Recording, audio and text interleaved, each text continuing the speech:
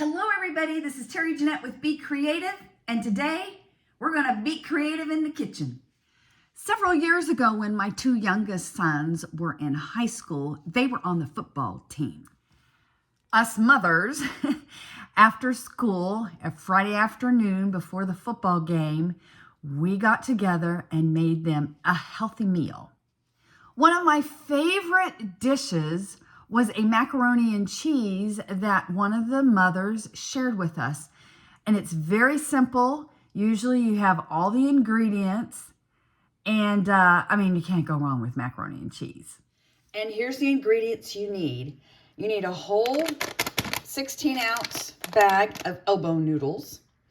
You need a 12-ounce can of evaporated milk, salt, pepper, a whole stick of butter, and some Tony's. Yum, yum. Oh, and of course, you need lots of cheese. Now for today's recipe, I'm gonna have to substitute the evaporated milk because I'm kind of embarrassed to show you this. Womp womp.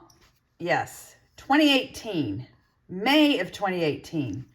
We are in the fall of 2023. So even though I do use things beyond their expiration date, I'm not sure I feel safe to use this that far beyond the expiration date. So I'm gonna have to go to plan B on the evaporated milk. We're gonna use powdered milk. Now I looked this up and there's different things you can use instead of the canned milk. Hopefully this is gonna work okay, because I'll tell you, that canned milk, it works really good. So if you've got that, that's what I highly, highly recommend. But we're going to use a cup of the powdered milk and a half a cup of warm water in replacement of this over 5-year-old can of milk. So the first thing we're going to do is get a pot of water to boil so we can cook our noodles, and I just follow the package directions. Now when you look at the directions on how to reconstitute this powdered milk, and you think about what it said online to make canned milk, you think, is that right? But you got to remember, canned milk, from what I understand, has 60% of the water evaporated out. So it's probably right. Water's boiling.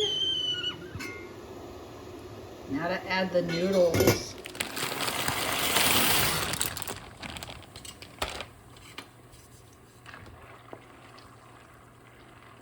I'm using my blend jet to blend the milk in the water. So I followed the instructions of a cup of powdered milk and half a cup of warm water, and it's not working. I'm going to add a little bit more water to this. So I drained the noodles, and now I've added a whole stick of butter. We're going to get that to melt. And now I need to grab the cheese, which I forgot. I added about 2 cups of cheese, but you can add more or less, whatever you like. All right, so I've been stirring and melting the cheese in the butter, and now I'm just going to add the milk. And you just keep stirring.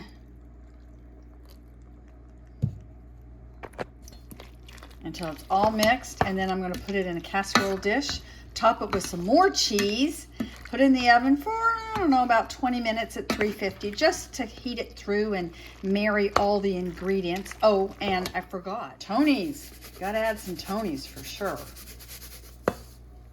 Now before I put it in the oven, I kind of want to taste it and make sure I didn't over salt it or put too much salt or Tony's in it.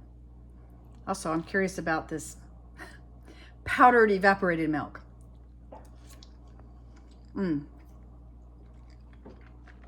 It worked.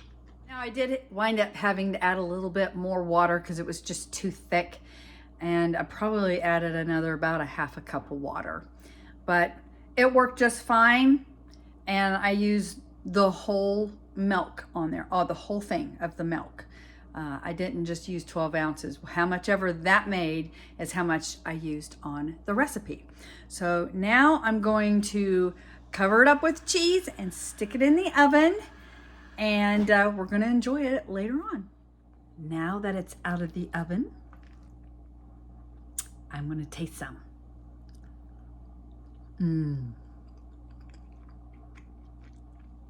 This is really good and really easy to make.